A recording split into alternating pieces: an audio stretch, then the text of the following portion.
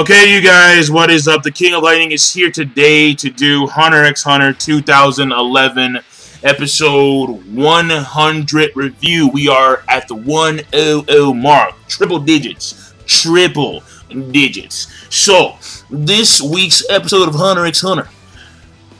Mainly there's a few scenes. So when it comes to pacing, let me go to the pacing. The pacing, they show a few scenes of Gon and him actually meeting up with the chameleon guy. Mellow Ron or something like that. And basically after some, if you want to call it, persuasion on the chameleon guy's part, Gon's like, okay, let's talk it. Or, wagata, and then they go right there. And then we see a few other scenes at the beginning where we have Knuckle and Shoot. And they're they're trying to ambush Cheetu. But they get caught by the Chimera Ant Dragonfly guy who's watching them from above. And then Cheetu goes another route. And then there's actually another longer part where we see this conversation between Cheetu and Leol. Not Hagi anymore, Leol. So that's why when people were like, but wait a second, because early on in the Chimera Ant, people were like, wait a second, is this guy's name Leol? No. At that point in time, his name was Hagi. He changed his name later after he goes to the Royal Guard for assistance, for support, for help, for shelter, and yada yada yada. So that's why I was letting you know that. So that being said, okay, all right. The main point episode was Killua doing his thing. So the pacing overall was actually well structured because you have a little part here with Gon, you have a little part here at the beginning with Knuckle and Shoot, you have a longer part in comparison to those two parts with Leol and Cheetu, and then the priority part is Killua and him running about taking on Chimera Ants and doing his thing. So pacing overall was actually well structured. It was. When it came to the animation, because last week's episode review I said that people were saying how because of the time change, the animation quality may drop. And I'm watching the episode and I'm like, this is amazing. I mean, I'll be honest, especially when it came to the part where Killua was in the trees and he was taking all those dudes, that one scene where he jumps on the branch and he's like, snap, and he breaks this guy's neck. You're like, what? And it's like slow motion parts. They come in and out.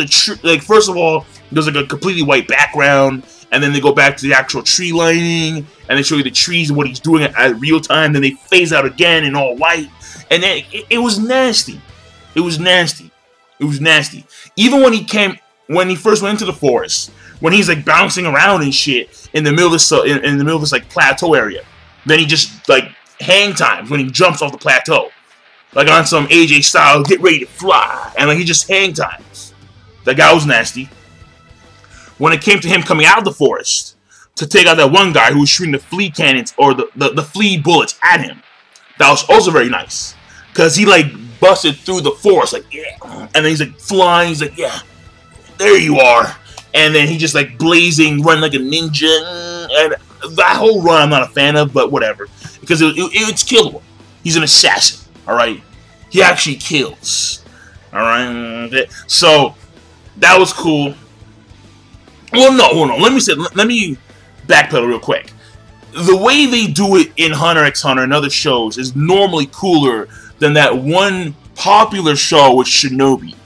The popular show with Shinobi, it's like they're just doing like straight up dork shit, like yeah,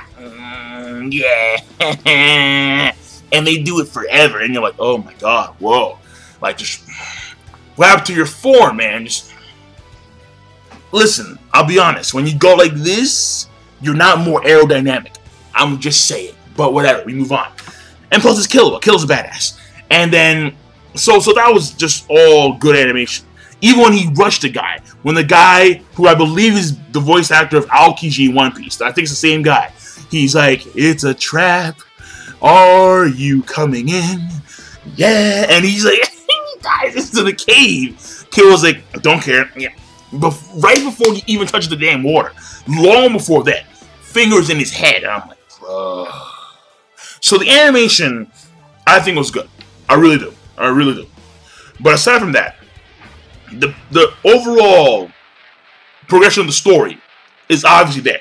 Because, number one, Neferpitou was actually able to accurately predict where Killua would go. She said she told Hagia, tell your guys to go north to this one town. And then when Killua, after he had tried to persuade these people, he decides to go north. So she called it. When it came to the whole scene, the fight scene itself, with Killua against the Chimera Ants. Lovely. Lovely, man. We're talking about, like, necks breaking. We're talking about, like, flame farts. We're talking about just dudes getting stabbed underneath their chins by these pickaxes. There's one big gorilla dude getting hit right here with the pickaxe. Like, it was beautiful. Killua just dodging in the trees. Oh, nasty. First trying to hide within the actual foliage, then getting caught by the dragonfly guy because he has this ability called satellite dragonflies where they're invisible. But I think Killua can see them using Gyo. But he hasn't used Gyo yet. So, but if he actually used Gyo, he would have been able to see the dragonflies around him. It's just that at that point in time, he was actually being attacked by all these Chimera Ants.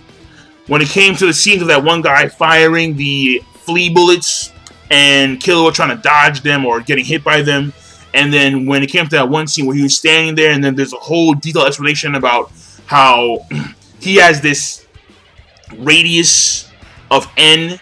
Well, he has a small radius of aura. It's 57 centimeters, something like that. Very small.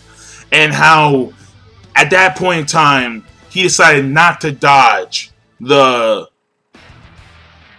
bullet because of the fact that he wanted to locate where the guy was. So that was all good. That was very good. And of course, Gon meeting up with the... So first of all, when it comes to Knuckle and Shoot, their plan was to take on Cheetu. That plan failed. So they're probably going to go back to where they were and wait on Morel and what they should do from now on. Also, when it comes to Gon, Gon is now teaming up with the Chimera Ant. And, or at least that's the way it appears to be, because now he's saying, the guy said, trust me, the chameleon guy says, trust me.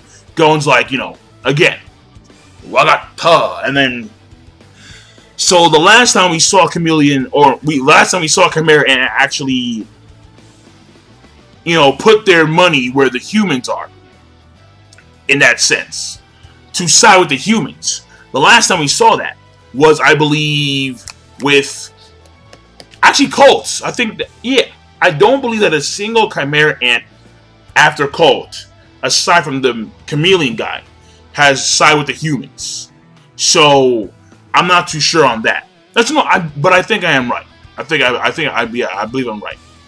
And then seeing how Hagia operates, Leol, excuse me, and this was good to me because we actually have this nice character interaction here between Leol and Cheetu, and how these two are like communicating very well with one another. And that's because Cheetu actually knows Hagia's style. He knows, okay, you're fine, so I'll do this for you, but I obviously owe you. That's obvious. He's like, yeah, you get the drill. You get the drill. And the thing about it is that Cheetu says, like, yeah, you want to reclaim your throne. Because Hagia, Leo did say, I was once the king of the jungle. So he wants to reclaim his throne. And the thing about it is that he's going about it in a very non-kingly manner, you would want to say. Because it's more like he's working in the shadows. In the shadows. And he is manipulating people by bribing them. People owe him. But at the same time, you could say that he is acting in a lion sense, because the lions are predators and they stalk prey and they actually have to hide within the foliage, and then they have to sit there for like hours or minutes, like watching zebras and bison pass by. Bison, you know, just prey, pretty much prey. And so they have to wait, and then they pounce at the right time. So I guess when it comes to Leo, in that sense, he is acting like the way he used to be. And he's just waiting for the right time. Who knows? Who knows? But at the end of the day, Killua is actually right now in this like underground lake area because of the certain predicament that he's in. So we don't know if the dragonflies are going to be able to go inside that cave area. They probably will because they're Nen. So the guy will probably still be able to watch what's going on, even though he's in the sky and they're in the cave.